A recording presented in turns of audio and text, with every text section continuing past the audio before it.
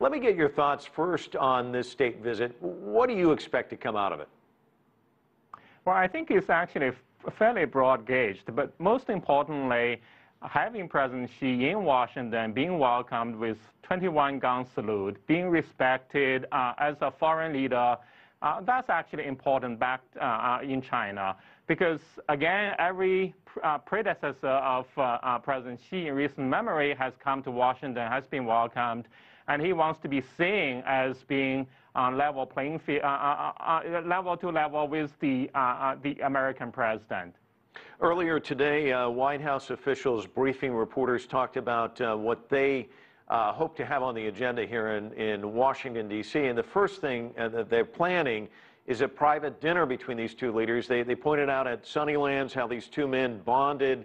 And when there's no agenda where they can actually talk about what really motivates them, what they're concerned about, that they can really make a lot of headway. And it's interesting because we think about these two major powers, these two very powerful countries, but in the final analysis, it really comes down to relationships, doesn't it, between these two men?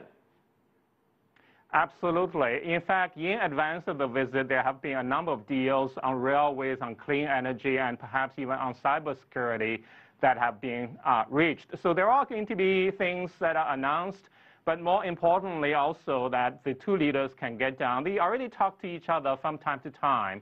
And this is actually in a striking contrast with Xi's predecessor. President Hu Jintao did not have the kind of freedom that President Xi has in terms of engaging with President Obama. And they have a certain rapport. And of course, he's very popular back in China. The capability to be able to do this one-on-ones in discussing some of the most fundamental issues that are yet unresolved is extremely important to the relations between the two countries. He has this major policy address. We were watching a little bit of that. That's taking place in Seattle. Of course, we got the state dinner here in Washington, D.C. He speaks before the UN General Assembly in New York. We're back with live pictures right now of his address, his policy address in Seattle. Are you expecting different themes from the different cities? Are there different themes he's going to hit on as he moves across the country from west to east?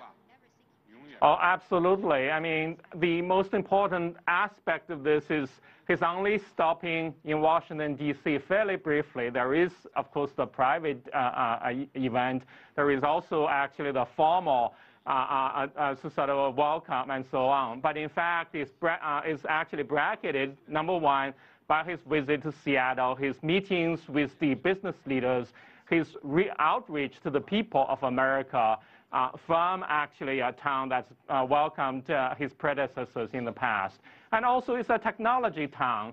In many ways, again, it speaks to the connections. He just spoke about the 300 million middle-income earners in China. He's actually beckoning the Chinese consumer market to American businesses in that regard. And then he has to the UN. There, of course, he's standing. In fact, President Putin from Russia will be attending for the first time in many years. So he's going to be standing shoulder to shoulder with Putin, with President Obama, and so on. So in that sense, again, he's going to be giving his first major address to the General Assembly of the UN. And that, again, shows him as a global statesman.